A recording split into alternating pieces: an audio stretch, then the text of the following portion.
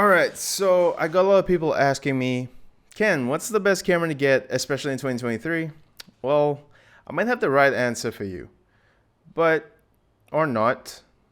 Well, you decide. Let's roll that B-roll.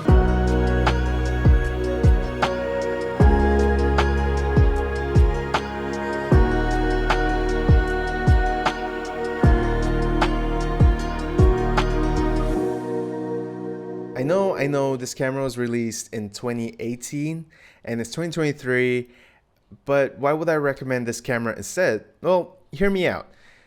This camera's older brother, the X-T2, was released in 2016, and even to this day, that camera is still receiving firmware updates. So why do I recommend the X-T3 instead of something newer like the XH2S, the XH2, X-T4, or even the XS10?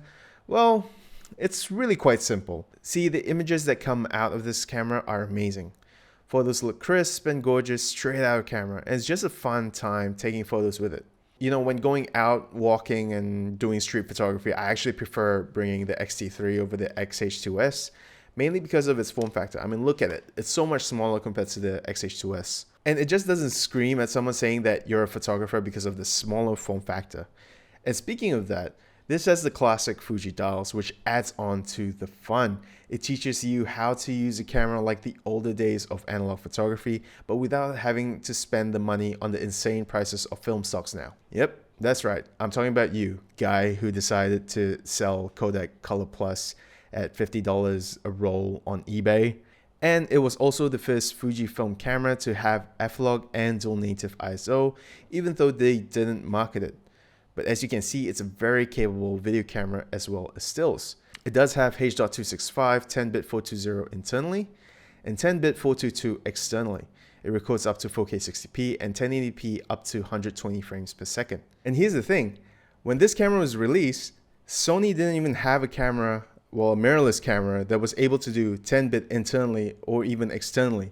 So when this camera came out, it was leaps ahead of Sony.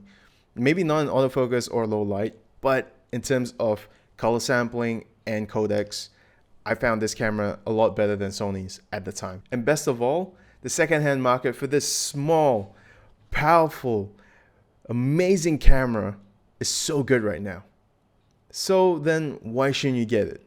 Well, there are a few reasons. Like all gear, equipment, and life in general, there are cons. But there are workarounds to these cons, especially for this camera. Especially since this camera was released in 2018, now we have so many options to work around those cons. Also, I think this is a good time to mention these cons are mainly video related. For photography, I had no issues, but then again, I was using it more for street photography. So I want to say that photographers, you're fine, you're good, but you might want to check out other videos as well, just in case there are issues with this camera in terms of photography. But so far, I've been really happy with it.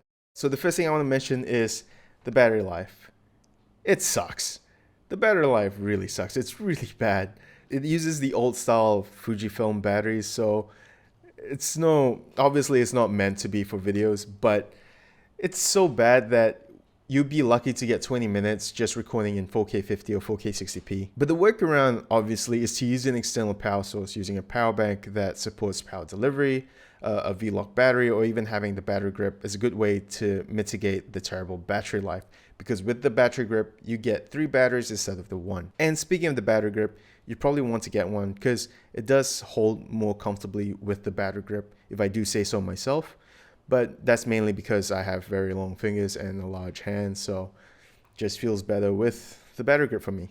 And the second thing is overheating. If you're shooting in 4K, whether 60p or 25p or 24p, you will inevitably get an overheat symbol pop up.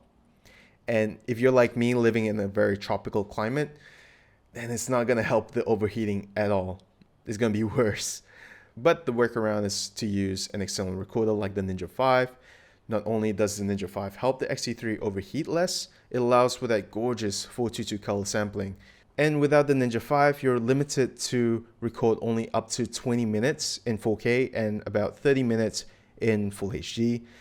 But with the Ninja 5, you unlock that and you'll be able to record for longer. And this is especially helpful if you're recording long form events. But if you're just doing it to make a highlight video, or your travels, or even your family, or even making a short film, I think 20 minutes, more than enough.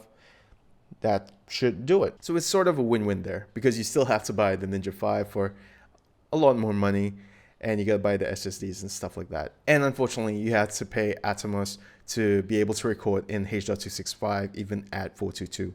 So that's the trade-off. Next up is the flimsy micro HDMI port. That's it. It's a micro HDMI port. There's nothing else to say. I mean, I would really prefer if it was at least a mini HDMI, but we got a micro HDMI.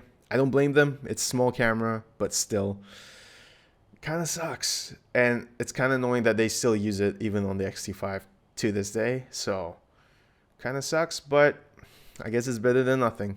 Next up is the screen. The screen only tilts because this camera is meant to be for photographers. It is targeted for photographers, but it has all these cool video features, so why not? So if you wanted to vlog with it, unfortunately, it's a bit hard, but there is a workaround to it. I found this little Ulanzi mirror that you can put on the hot shoe, and you can see yourself reflected from the mirror. So have at it. And finally, the autofocus in video is a hit and miss.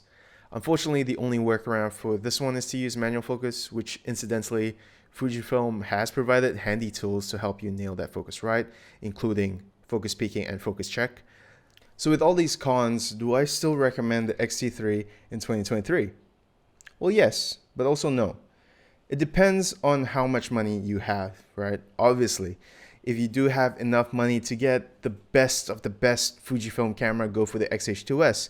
If you have enough money to go for a cinema camera, go for it.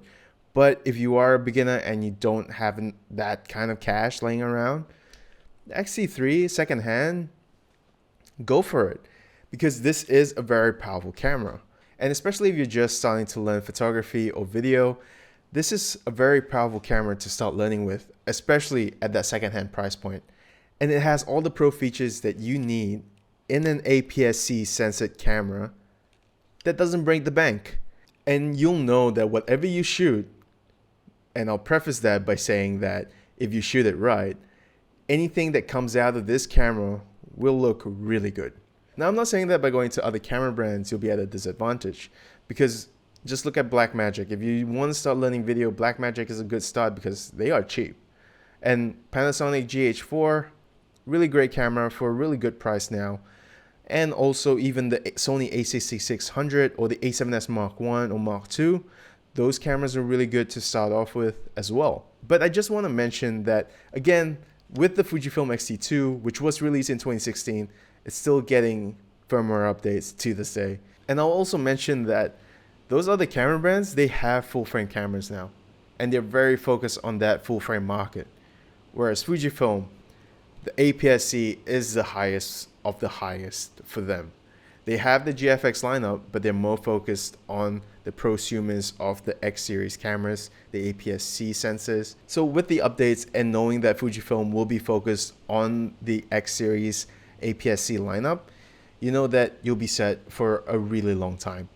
So is it worth the money? I think it's really worth the money. So hopefully I've convinced most of you enough on a reason why to get the Fujifilm X-T3 in 2023. And let me know down in the comments below if you've got a Fujifilm X-T3 or you plan to get one, or even if you disagree with me and you think that there are better options. I would love to have that conversation with you guys. And with that being said, don't forget to like, subscribe, and I guess I'll see you guys in the next video. See ya!